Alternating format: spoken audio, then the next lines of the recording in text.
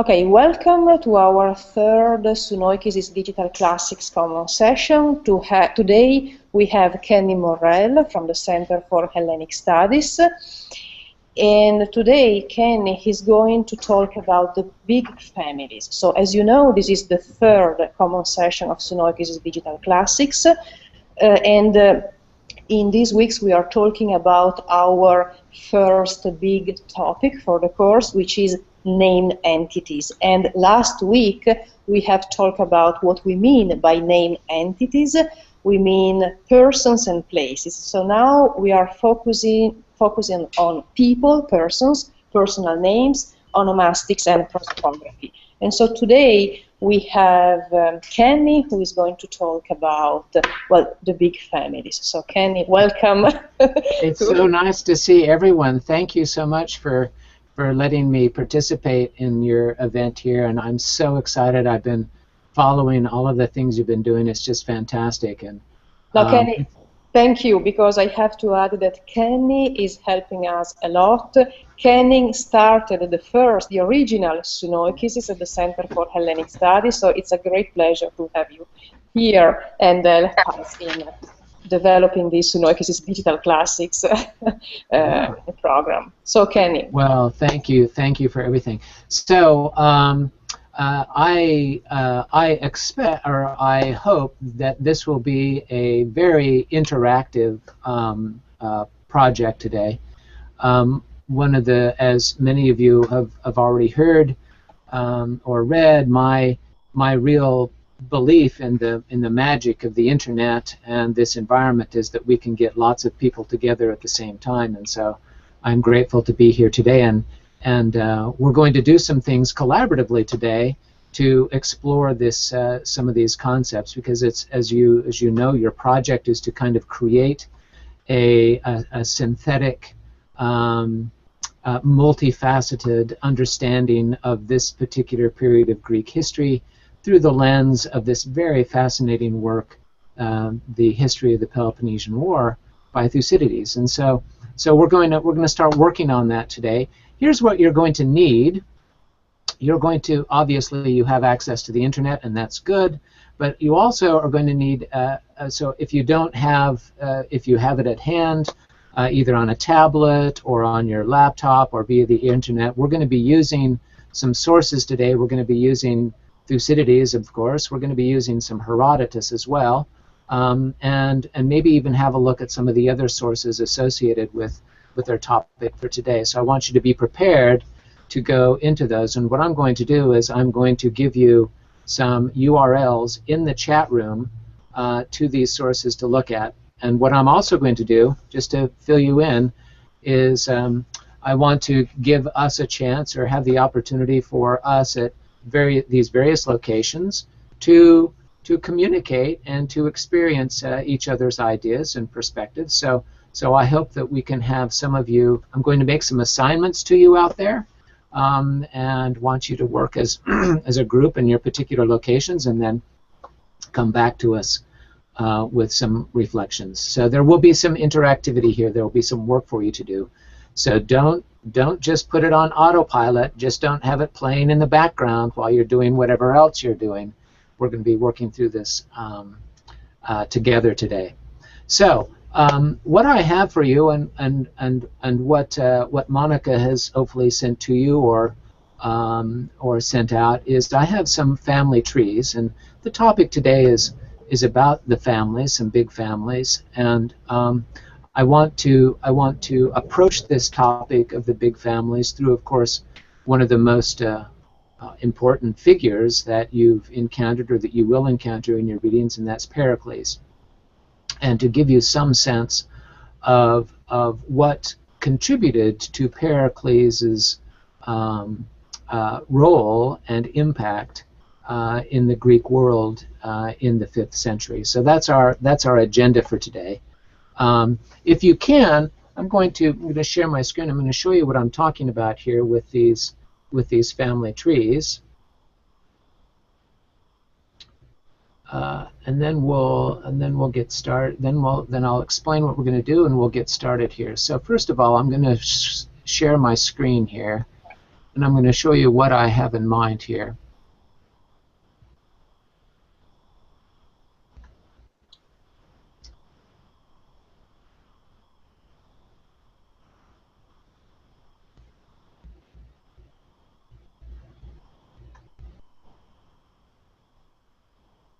Okay, can everyone see that? Everybody see that? Okay, so Monica sent this out to you. This is a family tree, and if you get this, and you can, I'd like you to print it out. There are going to be 3 of them. This is a family tree of well, it's a partial family tree, if you will, of the Alcmaeonidae, the Alcmaeonids, one of the great prominent families we're going to be talking about today. This is a family tree, again, a very sort of small part of the family tree of the Phyllaidae. This is another very famous and important family that we'll be talking about, and it was from this family that for example, historical figures that you are familiar with, Miltiades, for example, and Cimon both come. And then this last one is a slightly smaller glimpse of the family tree that focuses specifically on Pericles. So if you can, it would be, if you can, print these out so that we can take some notes on them. Because one of the things that you've been talking about is the process of creating interrelated, interconnected information and data, and this is one way of organizing and presenting that information is through a family tree, and connect to these nodes in the family tree certain information about these individuals. So that's our game plan right there. Any questions so far? Kenny, so we are starting with Pericles, is it correct? So let me know. So I have. So you can, if you can print those out or have them at the side, that's fine. Because now we're gonna start talking about that, and it will be hopefully clear in just a couple of minutes what we're going to do with those family trees. Okay. Okay, so we are doing that, and please let me know which slide you are going to use. So because in the Hangout is small, so I need to open your file. So let me know which files you're using. So, and then given that, sorry, Kenny, here in Leipzig we have students with no Greek. So when you read the trees, if you can read the names, so can identify. Yes, we also have. That's the thing. We have people, we have computer scientists, so, and then in order to show the relationships among names, so thank you. Well, they'll be able to figure them out, and then you can help them a little bit. Yes, so, of course. All right, very good. Okay, excellent. Thank you so much. All right, so here we go. I'm going to share my screen here with our little presentation today to get it started. All right, so here we go.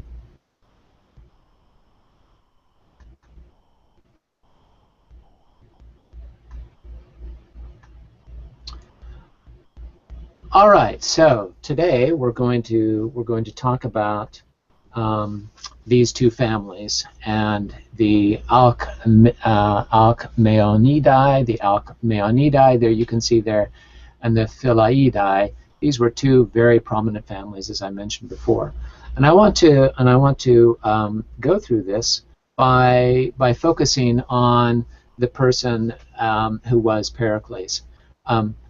Oh, I thought it would be fun. Let me just stop here for a second and show you where I'm coming to you from.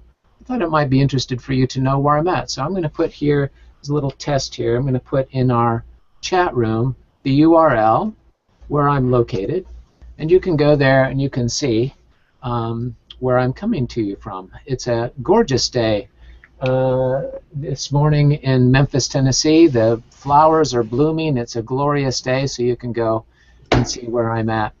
This is such a wonderful international experience that I thought you might be interested in seeing that.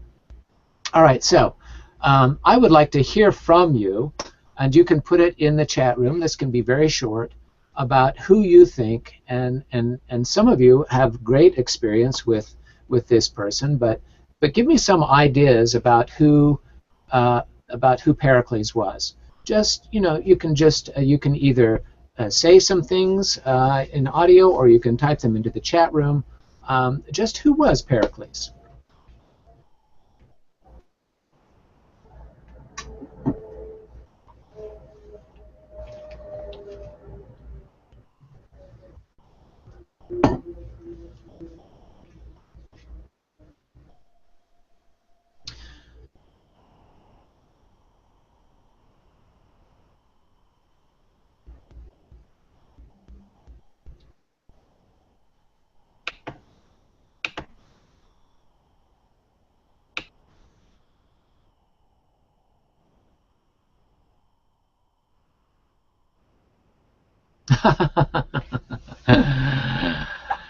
Yes, you thought you could just sit back and relax and not have anything to do in this. Well, So, that's just Kenny, not going to happen. So, what are some?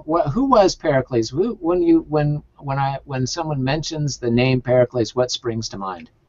so I'm discussing with my students. Uh-huh. Okay, now we have in the chat Francesco. He begins. Ah, look at Francesco. Very Good. good. Thank you, Excellent. Francesco. Yes, yes. Very nice.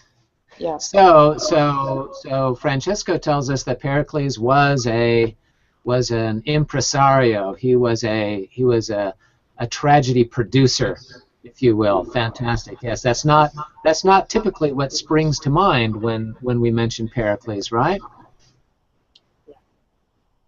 Yeah, this is not the first Mm-hmm. thing. But that's very good. That's excellent. Yeah. Very good. So other people in the...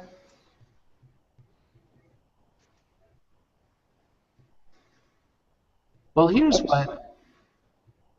a couple of things from Thucydides.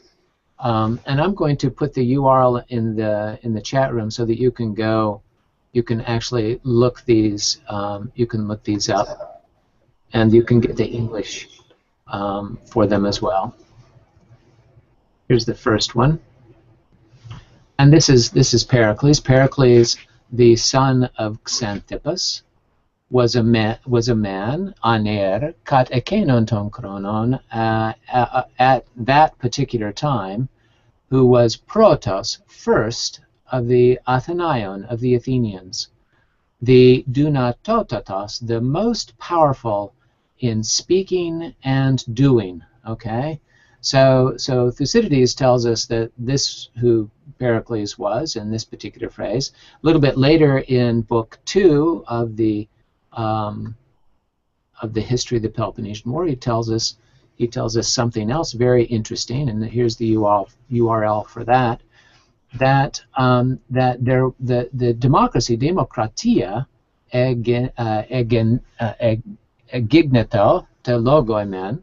So there was a democracy. In other words, a democracy came to be in theory, but ergoi, in actuality, in act, it was arche, it was rule hupotu protu andros, by the first man.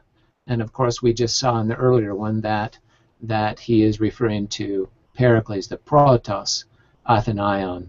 So I think in these particular quotes, these two particular passages captures something really very fascinating and interesting about Pericles, because we think of 5th century Athens as this very robust and in many respects a very sort of radical democracy. But within that context, we have someone like Pericles who, well, according to Thucydides, it wasn't really a democracy at all, but it was really the rule of the first person. And it begs the question, how is that possible? Kenny, I can say one thing, because before I was discussing with my students, asking them who is Pericles, do you know? So I have computer scientists in my class, and the interesting thing is that one said a tyrant.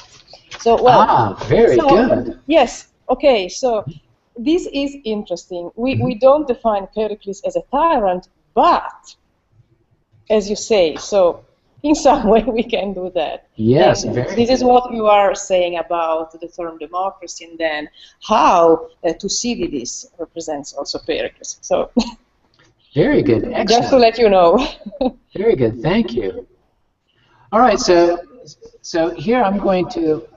I want to start with a couple of sort of brief facts about the chronology of Pericles, and you'll see that Francesco anticipated here, because the very first thing that I list there in this very brief, and I think you'll understand as time goes on why I've included just these elements in the Periclean chronology, and that is that he was the Choreagos for Aeschylus's Persei. And this, we'll hopefully have a chance to talk a little bit more about this, but this is full of interesting connotations and important sort of detail for us getting to know who Pericles was. He was a general in 463 with Ephialtes, who was one of his close comrades, and it was in that year that he prosecutes Cimon after the Thassos campaign, and just a couple of years later, Cimon is actually ostracized. And I'm relatively certain that you all understand what ostracism is, but for those just in case that don't, this was a process that the demos, that the Athenian people could avail themselves of in order to force a politician, someone that they thought was accumulating too much power, to go into go into exile for 10 years. And Cimon was exiled just a couple years after this in 461. Now I feature Cimon there because, well, he was a member of this other very important family. And so with that, let's turn our attention to I want to come back to a couple of when we talk about how we get to know these things, about some of the sources that we have for our understanding. And I want to talk a little bit about the inscriptional evidence. For as important a person as Pericles was, we only have his name in full only appears, to my knowledge, and Francesco, you can help me out on this, only twice in all of Greek inscriptional evidence. This one is arguably the most important one. This comes from the list of winners of the dramatic performances, and let me put the URL where you can get access to this here. You can actually go right there and see the full inscription if you want. There's the URL there, and you can see that here that Pericles was, and you can see his deme affiliation there. He served as the Choreagos, and Aeschylus was the teacher here at Didaska. He taught that, which was the phrase, which was the way that they referred to those who actually managed the chorus themselves, and of course provided them, in this particular case, with the text, with the script. Let me go on. Here's the other example of where Pericles shows up, and this is his name appears on 2 ostraca that have been published. And these ostraca, again, this had to do with the ostracism. And when they held one of these ostracisms, the person that received the most votes had to go into exile. There are literally thousands of these that have been recovered primarily from the Agora, 2 of which have Pericles' names on it. And you can see here, you can actually see a little photograph of that. And I'm going to give you the URL where you can go and you can see that. It was published by Mabel Long in the volume 25 of the Athenian Agora, and that publication is available if you have access to JSTOR at that URL. So that's, for someone as important as Pericles, I find it kind of striking. There are a couple of other possibilities. A statue base. Greg, I do definitely appreciate that.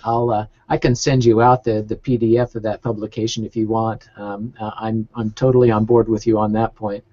But for a person as important as Pericles was, I think it's kind of interesting that we have so few inscriptions. There are a couple of others that have been restored. One is a statue base, possibly, and a couple of others, but the ones that we actually have are very few and far between, and it raises all kinds of questions. One of the things I want to suggest what this to a certain extent means is that for the for the people who constituted Thucydides' audience, for example, who Pericles was and his familial connections were very clear to virtually everyone, and to get a sense of who he was, I thought we could go to the sources and who actually knew Pericles, and who can be our guides for this. Some of the sources that we have for Pericles are very late. For example, Plutarch's Life of Pericles is almost 500 years after Pericles, and although Plutarch had access to sources that we don't have today, still that's a very long time. But there are more immediate witnesses who knew Pericles and worked with him, and whose writings about Pericles can give us some insight.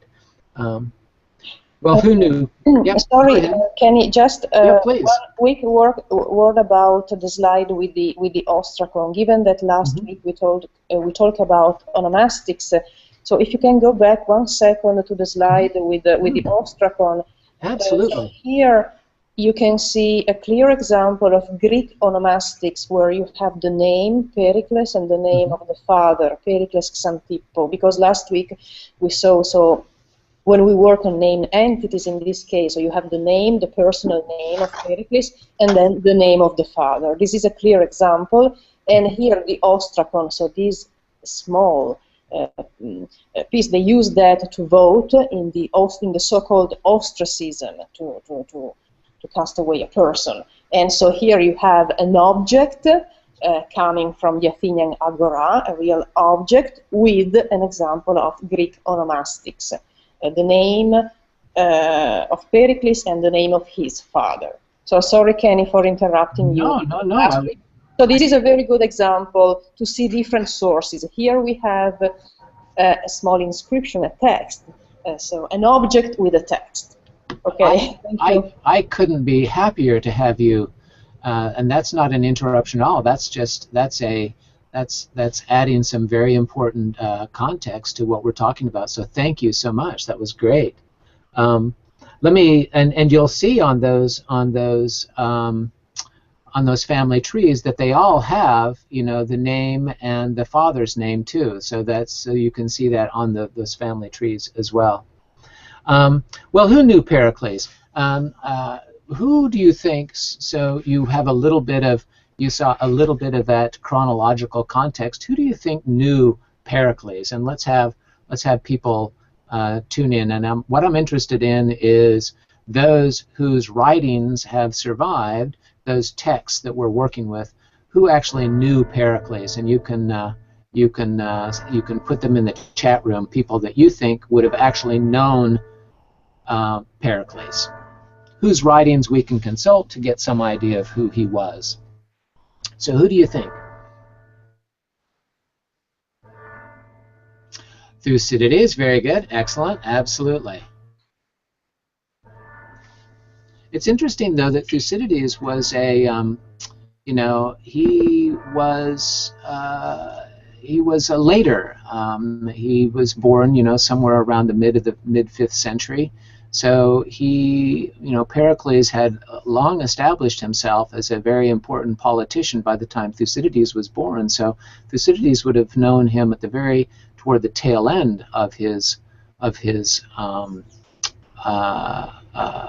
life.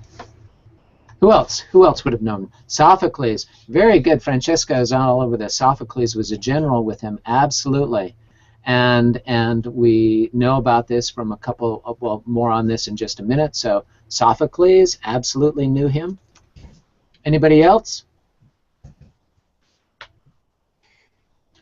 Herodotus definitely knew him. Very good. Excellent. Very good. Maybe a couple more. Aristophanes. Excellent. Yes, very much so.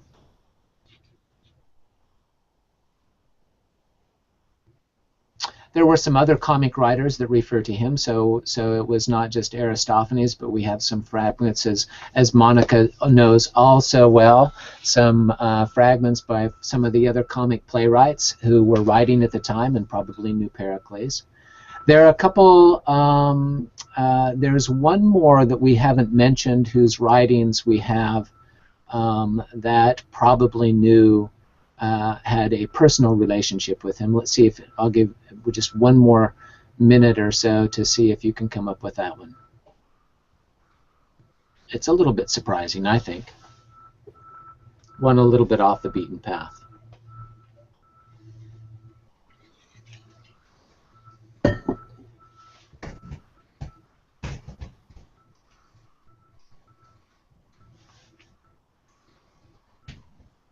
Okay, all right. Wow, yes, I was just discussing with the students. So here we have different names: Herodotus, Sophocles, Aeschylus, Aristophanes. So, and this means we have different sources. So, yes. Then tragedians, Herodotus, the other historian. So this is important to. Yes. Oh my gosh. Yes. Well, here's one I thought was kind of interesting, and what I put on my list here, and that was Lysias. And what Lysias has to say about Pericles, I think, is kind of interesting for getting a sense of who he is. But here's our little list. We don't, Sophocles, in his writings, there are those who believe that Sophocles sort of based some of his characters, in particular Oedipus and Oedipus the King, sort of was an homage, if you will, to Pericles. But we don't have anything in Sophocles himself that refers to him. But as Francesco mentioned, Sophocles served with him as a strategos in 441, and we have this information from two fragments from the Greek historians, from Androition and Ion of Chios, and those are the references there, in the spirit of creating as complete a set of data for getting to know who these people were and to be able to contextualize them. So it's with Herodotus that I want to take a little bit, and we're going to go back into the family history here a little bit and try to get a sense for this. So here are, I'm going to put in the chat room here two references, two URLs to. This is the first one. This is to the book 6 of the histories, and here's book 9. Herodotus worked with Pericles, and so what I would like to do, I'd like to assign. So we've got our friends in. Let's see. Where are so Sofia? We've got a group in Sofia. We've got the group in Leipzig. Who else do we have out there? Do we have our group in Tbilisi? Yes, we have a group in Tbilisi with Irene and Levan, and then also from Brazil. Very good. All right, Alexandre. So what I would like to do is I'd like to have the group in Brazil. Let's see, Brazil and Tbilisi, and let's say Sofia. I want you to look at that first reference there, 121 through 131, and the group in Leipzig. And let's see, where else do Leipzig? What else do we have? Well, we have Berlin with Francesco. And Berlin, okay, all right. Let's have the group in Leipzig and Berlin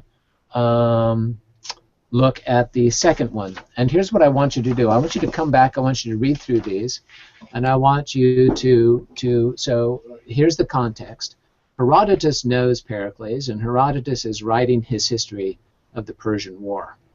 And so the life of Pericles, his colleague, his associate, his friend probably, he is writing about something that's happening much earlier than the current situation, but he's going to weave into it certain information about Pericles and his family. And I want you to, as you read through these, I want you to come back. I want you to take, it won't take you long to read through these passages.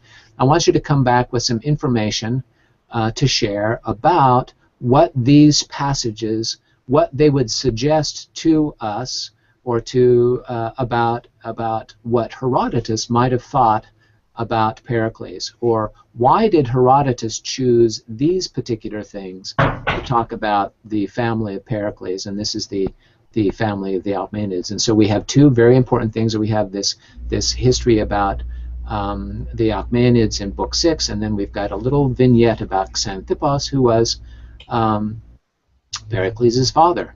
So take a few minutes to read through these, and then share. And also, if you have printed out those family trees, feel free to write notes on those family trees associated with the individuals that you will see, because you will encounter in these passages a number of the people that appear on those trees, and see if you can keep track of who's on the tree, who gets mentioned, who doesn't, of course, and what other information you can put on there. So this is a little group project. Take 5 or 10 minutes to do this, and then we'll come back and we'll talk about what you can come up with. Okay? All right, off you go. Yeah. I'm going to be doing this too, so.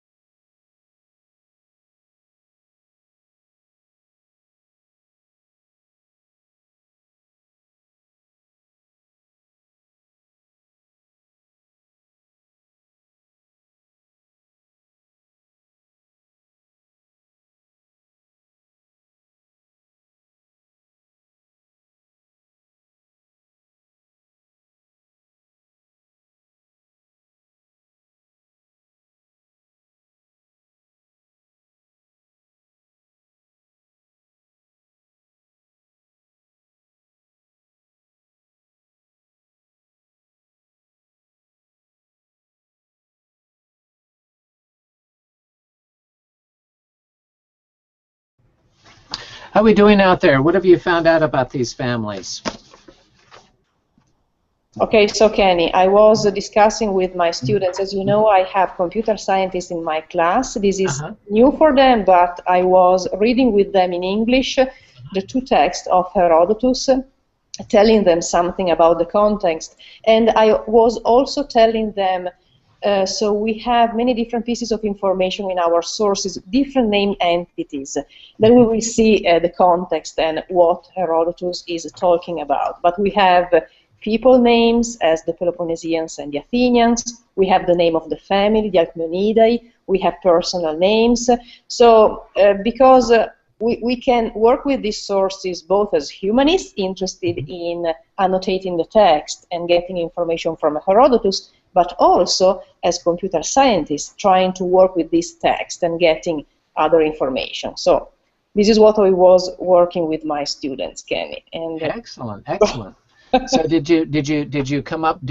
I'd like to hear if they have some ideas about what we know about Pericles from this. What can we gain from those little passages? Well, I was given that for most of them the texts are new. I was reading with them the text. So where we have in the first. So let me see. In book 6, we have this comment by Herodotus about the Alcmeonidae. So this is referring to a marathon, if I am correct, and to the famous sign with the shield. So here Herodotus is commenting, given that the Alcmeonidae were accused in Athens about that, to betray Athens. So this is the first. Here we have a famous page of Herodotus about those rumors in Athens about this big family, the Alcmeonidae, who were protagonists for many, many years. Very good. That's very good. Thank you. I don't know if other people want to add something else. Yes. Let's hear some of the other ones. What you have. Here we're looking up the significance of this aspida anadekestai or aspida arai idiom. We are trying to figure out what it was all about. There is a passage in Xenophont Hellenica which explains it, as far as I see in the LSJ. So we're trying now to look it up to see how to make sense out of all of it, because all of the commentary around the Alcmeonidae is centered around this. This event, this gesture. Yes. So one of the interesting things about this, and I'm so glad you pointed that out, that it starts the whole discussion about this family starts with something that takes place in the First Persian War, the Battle of Marathon, and of course the very important person that was leading the Athenians then was of course. Miltiades, okay? And Miltiades was from the other family, okay? And so at the very beginning here we see that that we've got these two families now are going to be engaged in this struggle, and that at a moment of great drama and military excellence, that we have the other family being accused of some sort of treachery, and then it goes into how this can't possibly be true because the Alcmeonidae, they wouldn't do such a thing like that. There are a couple of other things that do. Anybody else want to have something? And if not, I'll just add a couple of additional things. In other words, I just wanted to come back to the fact that in this passage, particularly the one in Herodotus, Book 6, is that we have a competition between these two families at 2 points. One, during a controversy about the participation or what happened at the Battle of Marathon, and the competition for the hand of Cleisthenes' daughter.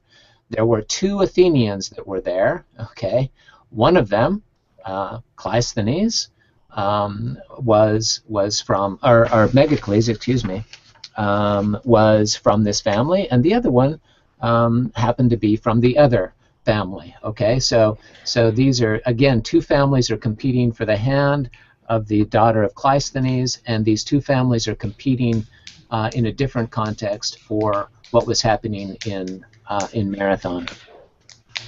All right, so does anybody have any reflection or anything of interest to say, or an observation about the one in History's Book 9 about Xanthippos?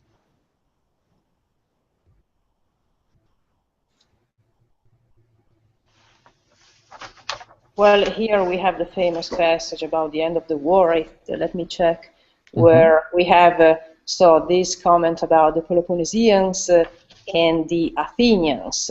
So the Athenians want to go on in some way. So the Peloponnesians decided to sail away to Hellas. I'm reading the English and working with my students with English. Very good. But Excellent. the Athenians, so they would remain there and attack the Chersonesus. So, and they sailed away. So this is the different, famous page about the different behavior of the Peloponnesians and the Athenians. Exactly. So, and so here we have, yes, a comparison to different people. So. Yeah. So this is, so I find it very interesting.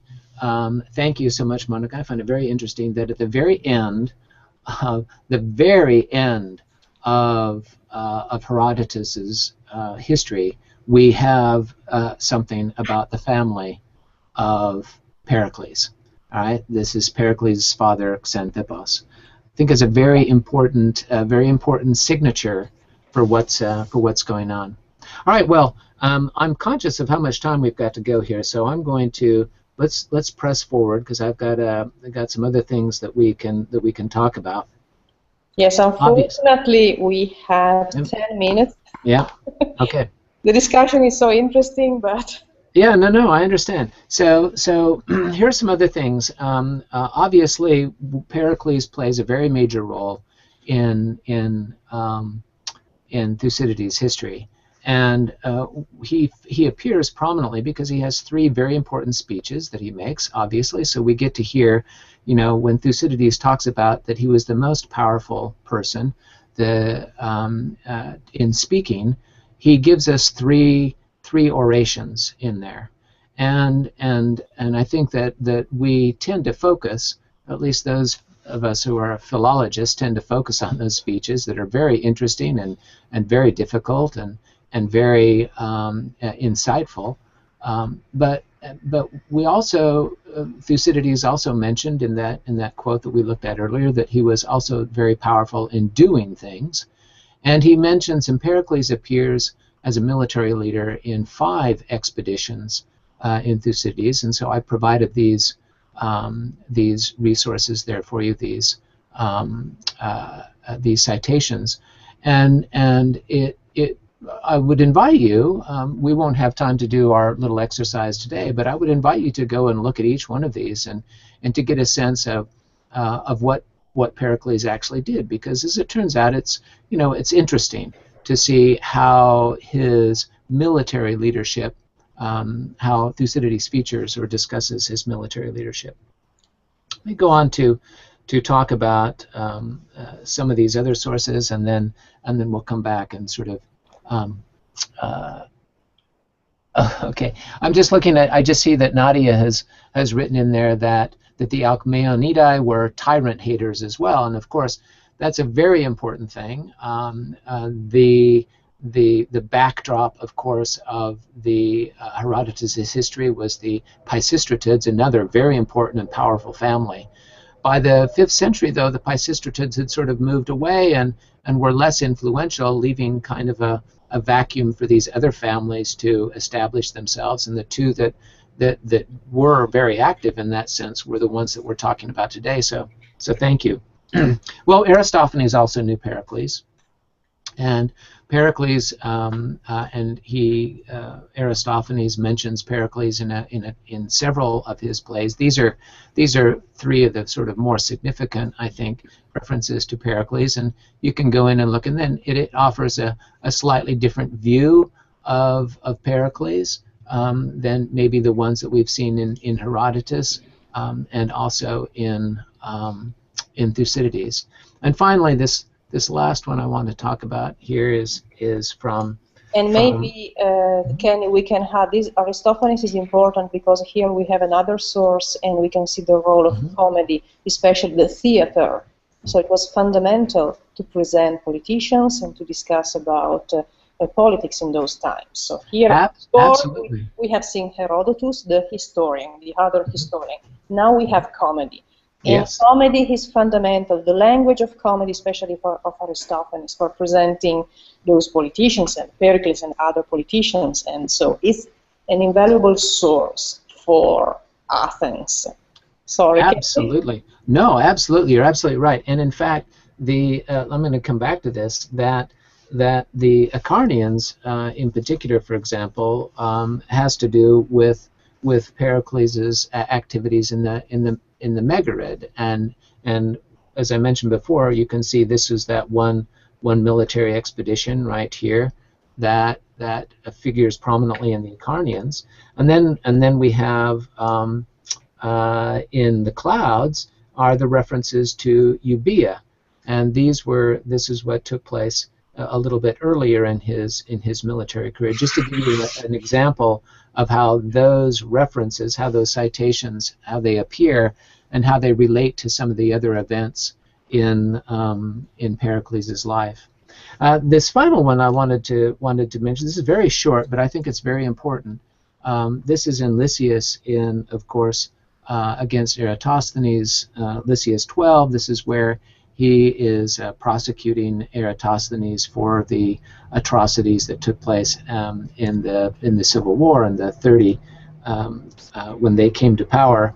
And at the very sort of beginning of this, he refers to Cephalus, his father, and you remember that the household of Cephalus is the dramatic context for Plato's Republic. Lysias says here that my father Cephalus was invited by Pericles to move to this land, and he lived here for 30 years.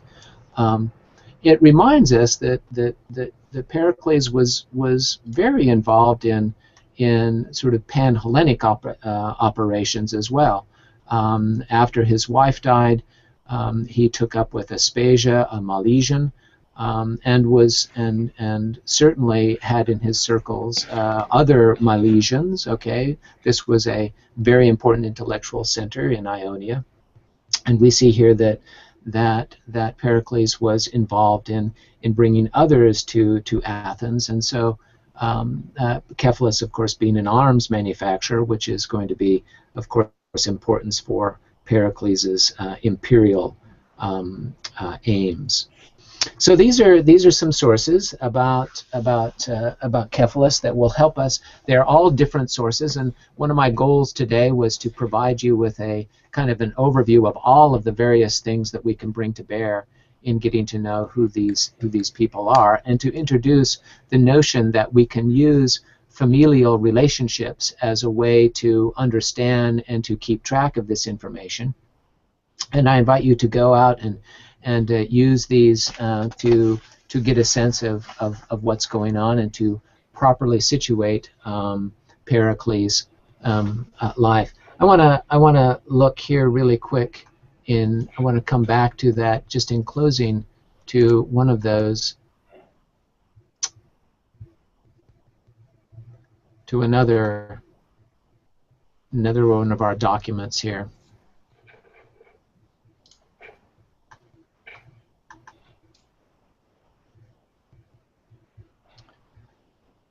There we are. Okay.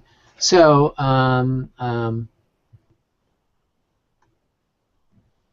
wanted to just, in closing, draw attention to Pericles here, and this is the one that focuses more specifically on his family. And you can see here that he was married. One of the things that I wanted to bring out in these family charts is some interesting things that we see in Pericles' funeral orations, for example, that we don't know. You'll see here that we don't know who the mother of Pericles' two sons, Xanthippos and Paralos, was. She goes unmentioned. In the same way that a number of these women do not appear in the record, which I think is a very important thing for us to remember and to keep in mind, that this is a very sort of androcentric society that we're working with, and we often just don't know who some of these people are. And when we do know them, I think that signals a particularly important significance, and that's, I think, where the story of these women like Agariste, the granddaughter of the wife of Megacles, who was the daughter of the tyrant of Sicyon, is important. I wanted to just say that, of course, Pericles dies in 429, a victim of the plague. I also wanted to note that his sister, who is not named, as well as his two children, were also victims of the plague, and it gives us some. I think it gives us pause and to remember the effects, the outcome of the war, that so many died as a consequence of what happened there. So one of the things that we didn't get a chance to look at, that I just want to mention in passing, is why are these families important? Well, they were important because even though we're talking about democracy, they were the basis for democratic decision making. And in the wake of the Cleisthenic reforms, we hear that the families associated with the Achaemenids were forced into exile. And just to give you some scope of how many that were involved, and of course this is now 70 years before the time that we're talking about here, or a little bit more, that involves 700 families. Now that is an enormous number of people that were associated with this family.